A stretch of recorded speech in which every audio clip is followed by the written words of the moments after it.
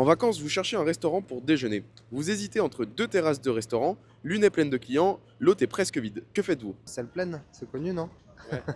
Je vais pas dans des restos à hasard. Sinon, c'est sûr que le fait que la terrasse soit pleine joue un rôle assez important. Là, c'est vraiment au feeling en fait de ce que tu ressens quand tu vois les lieux quoi. Et aussi de la carte. Là, je viens du Canada, j'arrive en France, j'ai dit, ils ont l'habitude d'y aller, donc je vais aller là où il y a plein de monde. C'est vrai que j'ai pour habitude d'aller là où il y a du monde. Le résultat est sans appel. On choisit toujours le restaurant avec le plus de clients, car cela semble être un signe de qualité. C'est un exemple typique de l'effet moutonnier dans la vie de tous les jours. L'effet moutonnier nous pousse à suivre la majorité en pensant que si la plupart des gens font ce choix, c'est que c'est sûrement le bon. Dans le quotidien, cela se manifeste par la tendance à choisir un restaurant bondé plutôt qu'un restaurant vide en se basant sur la popularité plutôt que sur une analyse personnelle. En finance, cela se traduit par des investisseurs qui achètent certaines actions ou certains actifs parce que tout le monde le fait plutôt que de prendre des décisions en lien avec leur objectif d'investissement. La pensée de groupe en finance peut engendrer des décisions irrationnelles menant par exemple aux fameuses bulles spéculatives. Il est important de faire sa propre analyse et de ne pas perdre de vue ses propres objectifs d'investissement et la nécessité d'avoir un portefeuille diversifié. Il faut alors se demander si vous êtes en train de suivre la majorité